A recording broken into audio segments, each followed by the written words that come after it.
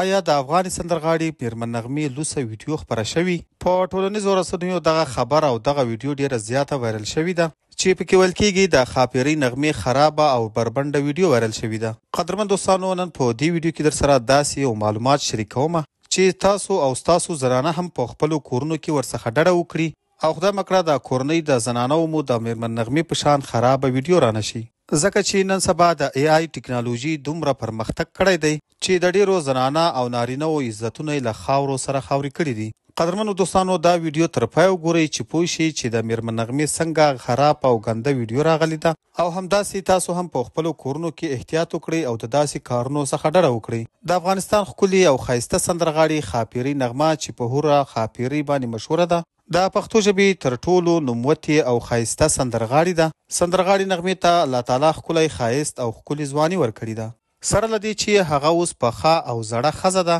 خو اوس داسې ښکاري لکه دا چې د 40 او یا هم 13 ځوانه ښځه وي. قدرمن دوستانو، په سوشل میډیا د هغې یوه خلوصه او بربنډه ویډیو چلیږي، خو هیڅکله هم داسې نه ښکاري چې د نغمې په شان یو ښکلي سندرغاړي دي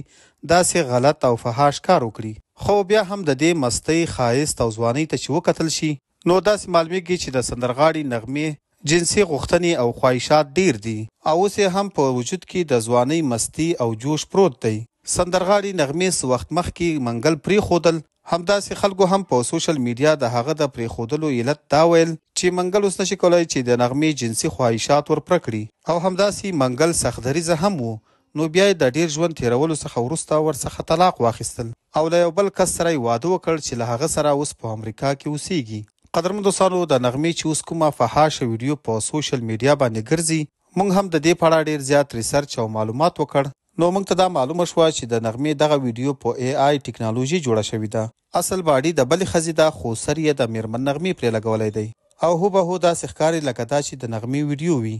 قدرمن دوستانو، نن سبا دغسې لاسي او AI ټکنالوژي ویډیوګانې ډیر په اسانه جوړیږي او د ډیرو پتمنو کورنیو د ښځو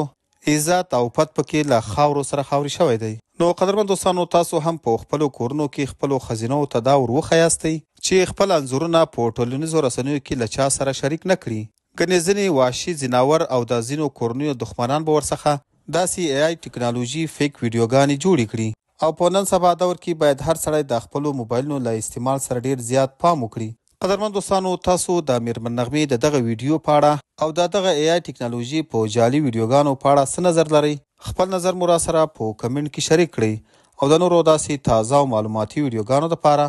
پښتون ټایم یوټیوب چینل همدا اوس سبسکرایب کړئ.